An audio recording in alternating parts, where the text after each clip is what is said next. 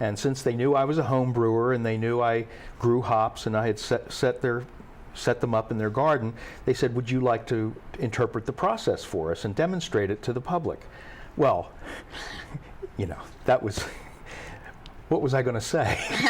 And this was after you had gone to school? No. Oh, This was in 1990. Oh, wow. So that was, a dream come true. Sure. Because, having gotten to know some of the old-time brewers and having been talking to a lot of old retired brewmasters and so forth, some of the real old-timers would tell me when they first started in the industry, they were just completing the Bacon Brew House.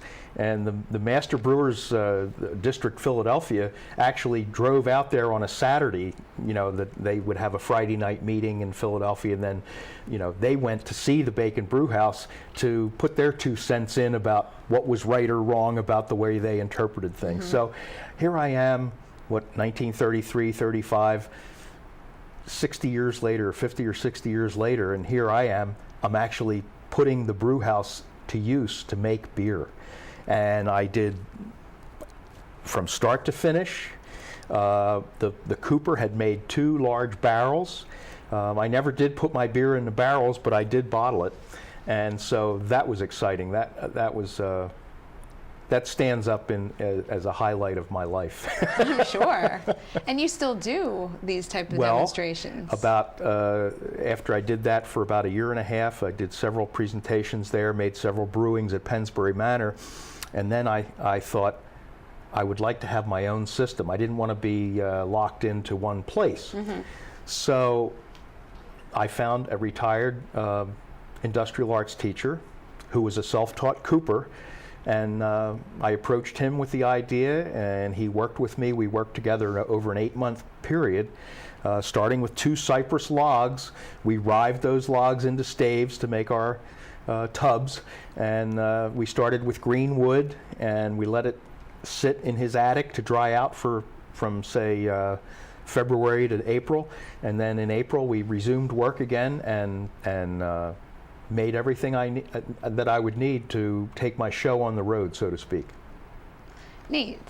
So I know after your presentation here at Maris Grove, you have an upcoming event at the Glen Mills, yes, one of our near neighbors here. On Saturday, October the 6th, my wife and I will be doing a full mash brewing at Glen Mills. And that's pretty neat. We have a copper kettle that is over an open fire, and we show the mashing process and the boiling process, and we have a lot of implements that we explain to people, and people can ask us questions, and we just talk about what kind of beers were made at the time, what kind of ingredients they would have used, and so forth.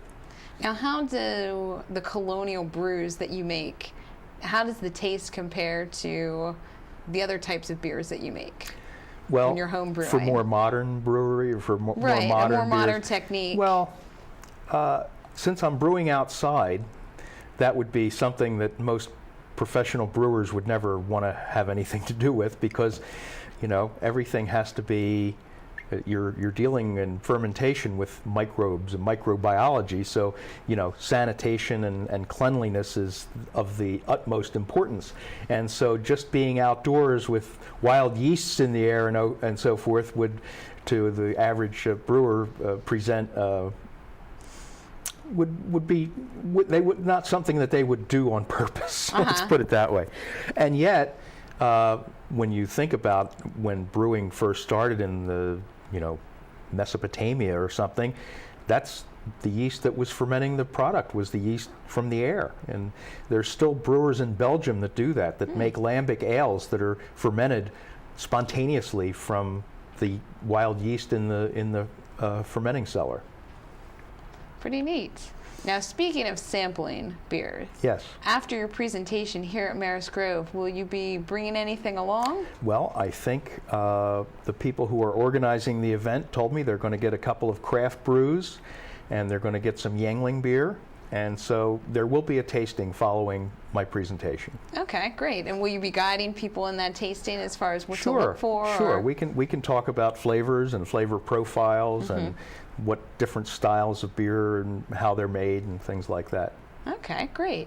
Now, after people come and hear your presentation, what is it that you would like the audience to walk away from the presentation knowing or understanding, or what would you like them to take away from it? Well, I'm figuring when I suggested Philadelphia Breweries After Repeal as my topic, I thought that a lot of the people living in Maris Grove will remember some of these old beer brands from Philadelphia that lasted into the 40s and the 50s. And so I think, if nothing else, it'll be a nostalgia fest, if you will, and maybe we'll jog their memories and maybe make them remember things that they forgot. Just to name four, I said the last brewery closed in 1987. That was Schmidt's Brewery.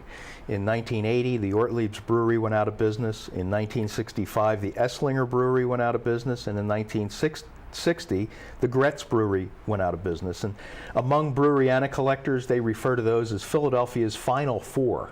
So most people, I think, that are living at Maris Grove probably remember those four brands, but there were others. And I've just had a great time talking with people, talking with families. I know I did a project for some descendants of the Hornung family. That's a brand a lot of people probably don't remember. I think that lasted until about 1954.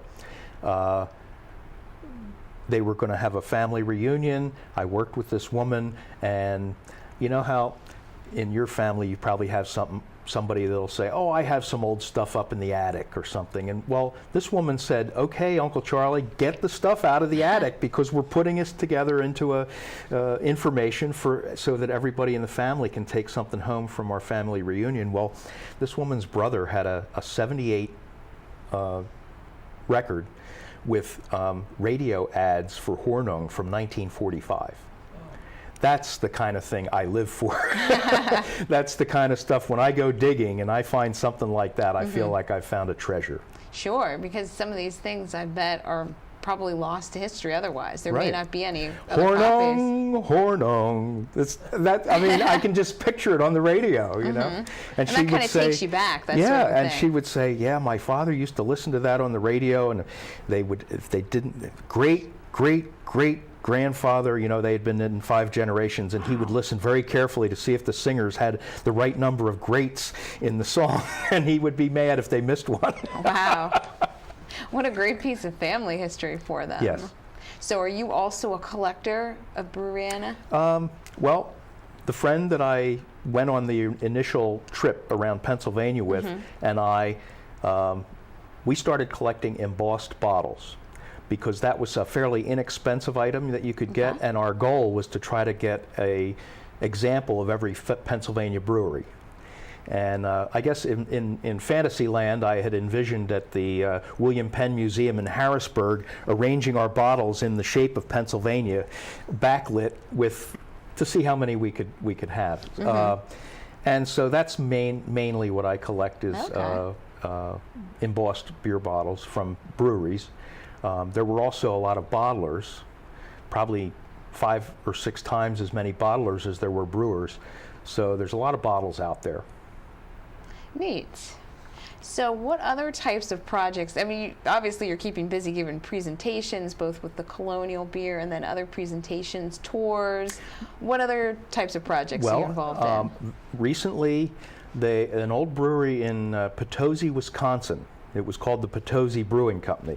They renovated the building, and they've turned it into a Breweriana, or a brewery museum. It's called the National Brewery Museum. Oh, wow. They have a brew pub there, a restaurant and a brew pub. So it's a production facility and a museum. And for me, it doesn't get any better than that. So I've been taking my embossed bottles out there and doing displays. I've set up displays over a 4 or 5 year period. The first one was my Philadelphia bottles. And they give me a display case. They let you keep your stuff up there on display for a year.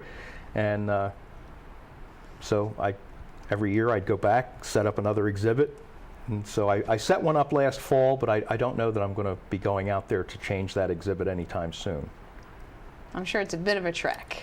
It is. It's west of Chicago, but it's not that bad of a drive. And every time I go there, because the exhibits are all people's own collections, they're always changing, you know. And when I went there the second time to change my Philadelphia bottles out for a display of Pittsburgh bottles, my contact person said, 2/3 of the exhibits here weren't here last year when you were here. So it's really exciting.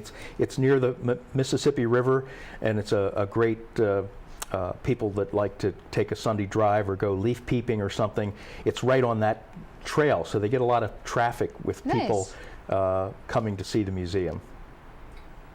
And I'm sure that sounds like an unusual, that there may not be any other brewery type museums like that, at least not yet. No, there is actually. Oh, really?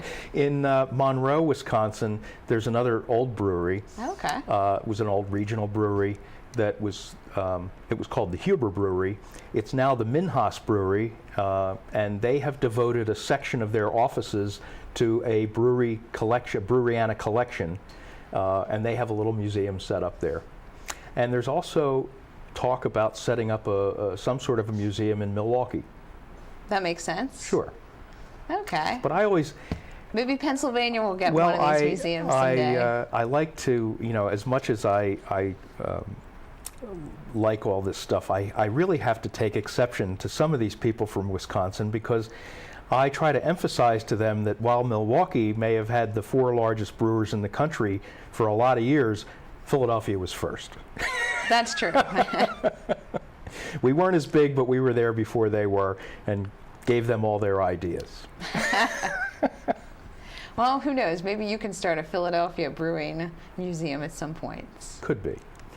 Well, it sounds like you're having a very eclectic career. Yes. All right. So any last words about the home brewing process? Do you have a special recipe that you make or are known for? Well, in doing research on that and discovering the kinds of recipes that were used, I never ceased to be amazed at how resourceful they were in what kinds of ingredients that they use. I saw a recipe where they used 1/2 bushel of chickpeas. Anything starchy that can be thrown into the mash and converted to sugar could be used. And of course, a lot of fruit could be used. Mm-hmm. And pumpkins, this time of year, they would put pumpkins. They'd make a pumpkin beer, or they'd use persimmons. And so what's interesting now with this growth of craft brewing, there are brewers today that are brewing styles that probably haven't been made in this country for 100 years. Wow. And in some cases maybe have never been made. People are inventing whole new beer styles. And that, to me, is one of the most exciting things about the growth of the craft brewing industry, because as I was growing up, when you'd sit there at the family picnic and the adults would be sitting around, the guys would say, you know, there's not going to be any breweries anymore. There's only going to be 1 or 2 companies, because they're all going out of business. And to think now that we have more breweries in the country today than there were at the turn of the last century. Definitely a beer brewing renaissance, if you Yes. will. Yes.